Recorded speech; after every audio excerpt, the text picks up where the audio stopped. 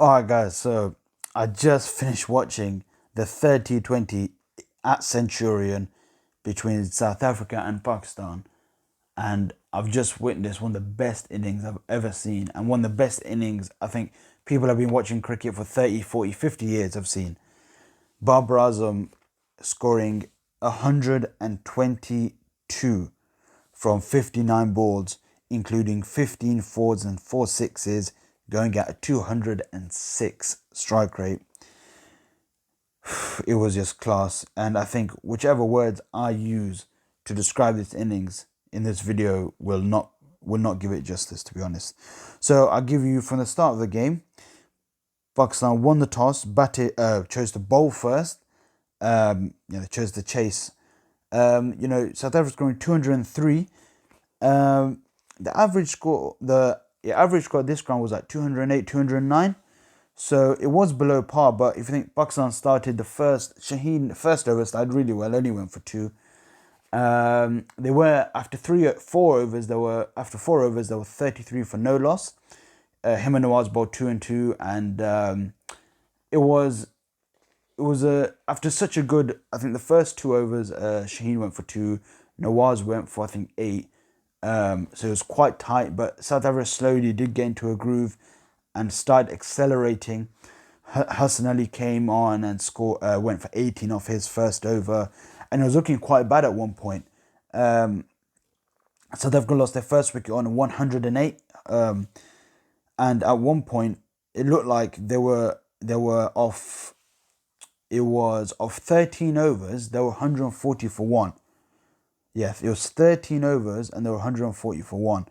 And at that point, it looked like South Africa really were going to get 220, 230, to be honest. Because with 9 wickets in hand in this day and age, that was the sort of score that they really should have got. But Pakistan, there was a period in the middle overs, which I'm just going to pull up on my laptop just to get it 100% correct. There was a middle period where Pakistan really did bowl well, even after sort of Hassan didn't bowl very well. Fahim as well, when he first came on, he went for a few runs. But there was a middle period.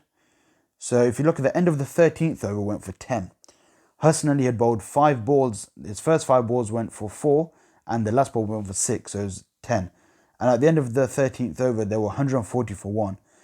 Fahim, after going for 34 in his 3, his last over went for 3 runs, took a wicket. The next over, Nawaz went for 5 runs, took a wicket. The next over, it was Haris Rauf, he went for 10. But the following over, Hassan Ali went for 8 and took a wicket. So there was that cluster of overs, about 4 or 5 overs, where Pakistan just took 3 wickets. In those 4 overs, took 3 wickets, and they went for, Fahim went for 3, Nawaz went for 5, Hassan went for 8, and Haris went for 10. So there was that cluster of overs where there wasn't too, considering the stage of the game and how South Africa were, they didn't score as many runs as they should have, and they lost 3 wickets. And that in T20 cricket is so important for bowling team. If you're bowling first and it looks like the game is getting ahead, or the batting team are batting at quite quickly, going at 10, 11 and over, or whatever it is, to have a period where you can bring back like that. Because I remember hearing it from Shane Warne quite a few years ago in T20 cricket, and I don't really hear anyone say it these days, but I remember him saying it. That's how I know it. He said in T20 cricket, you can't win a game in 5 overs, but you can lose a game in 5 overs. And what that really means is a poor 5 overs of cricket can really detriment an innings either way. If you have 5 overs, you might have the last 5 overs might go for 60 or 70 bowling, or you might have a batting, or the complete reverse where you're batting the last 5 overs and you lose 3-4 wickets, and you only get 5 overs, you only end up scoring 30 or something, not 30, 35 with the wickets in hand. So I think that was a really good period for Pakistan, really bowled well. And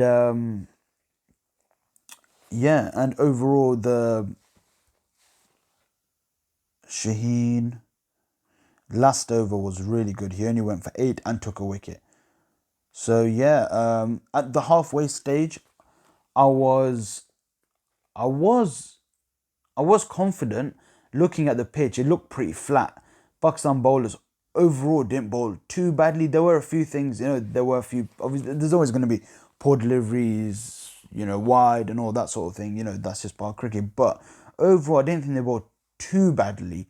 Definitely not as bad as the scorecard looks. If you see a team can see 203, like, that's tough, you know what I mean? But they must not have bowled well. But they did bowl, especially that, I mentioned that sort of 4 or 5 overs, they did really come back and bowl well.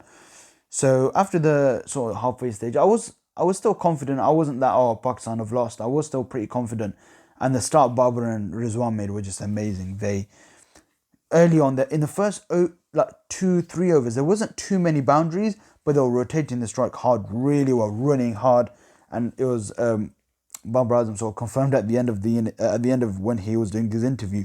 He mentioned that Rizwan was actually fasting today while playing, and to us, I was actually talking to someone. I was saying, I bet, because I know I've seen Mohammad Rizwan. Seems very, he was won the T20 games in Pakistan during the drinks break. He was praying namaz, like he was praying salah, and he was fasting today, and he scored. He had a very big part. Everyone's going to talk about Babar, but his 73 or 47 really, you need someone to stick with you. We've seen in the last game how Babar was sort of, he was trying to play and everyone was getting out, and it was a difficult pitch to bat on for him.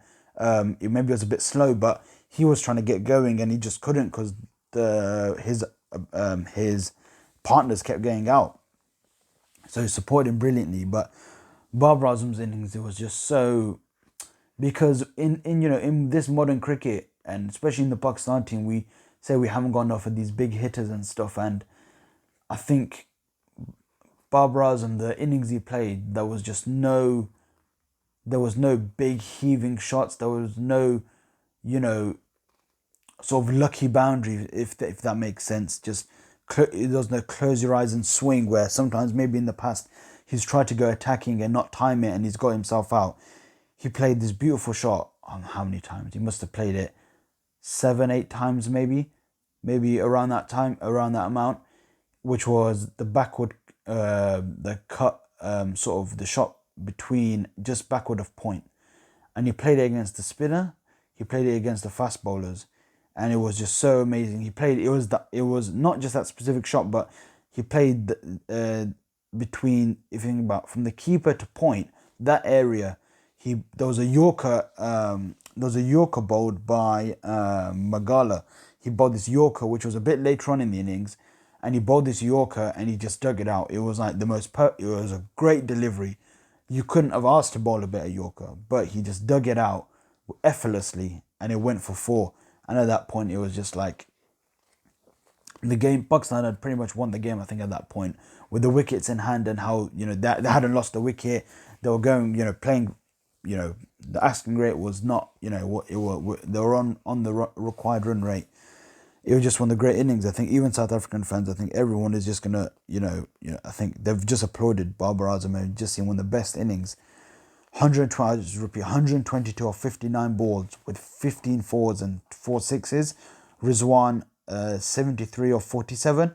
There was criticism with Rizwan. Obviously, for the last game he sort of played that shot, and I was on Twitter and just talking to people, and what a silly shot and all this, and I'm like, yeah, it's true, but you gotta. I think even with this win, I think me personally, so the win happened and I was sort of contemplating after, and that I said in the last video, one of the the sayings, don't get too high on your wins and don't get too low on your losses, from Nasser Hussain. And it was the same after the last game. I wasn't too low, even though it was a poor batting performance. I only scored 140, but, and same here, we shouldn't get too excited. Obviously, it was. I think if you look at all the top scores in T20 cricket, all the hundreds, whatever the 100, this 122, and all the hundreds, they more than likely. I haven't checked personally, but if you look, they all would have been on like sort of flat wickets on very batting friendly conditions. So I don't think that's a really good criticism if anyone's going to try to say that. Someone is probably going to try to say that. But if you look at the highest scores, they're all going to be on, like all the hundreds and stuff, they're all going to be on flat wickets, on wickets that didn't really do much, that didn't really trouble the batsman. So yeah, it was a great innings, simple chase, but yeah, not getting too high on the win. Still got the last game. We need to, win the series. It's 2-1. We've got one game left on Friday. win the game 3-1. Great tour of South Africa.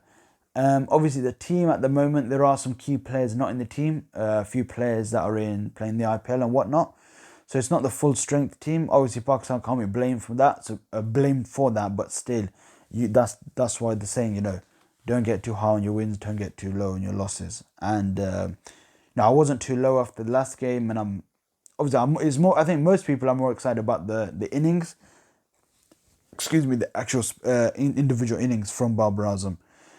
And you got crowned today the king of 50 over cricket, the number one batsman in the world in ODI cricket. He got today announced with Virat Kohli reigning 3 years. He was number one in the world. I didn't realize he'd been he'd been holding that position for so long. 3 years, number one, and Babar Azam just overtook him today. And I think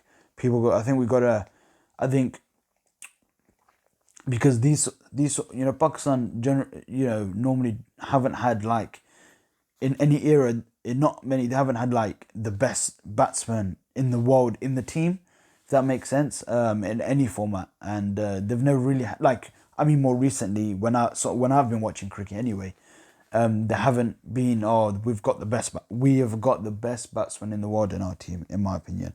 And I think people need to recognise that. And I'm talking about other fans, not just Pakistan fans, no, but the opposition fans. If you've stayed for the video this long, Mark Boucher before this tour said, we're playing in our conditions now, so we don't need to worry about them. And them, he was specifically talking about Babar Azam and Rizwan, who today both individually, they won the game for Pakistan with a partnership of 197. So Mark Boucher clearly was not expecting this. He specifically said, after the tour Pakistan played, obviously the last tour was in Pakistan. The South Africa played Pakistan in February, and he was making the point, we're in our conditions now, and now he's seeing what happens in our conditions. He's lost the ODI series. Inshallah, he's about to lose the T20 series as well.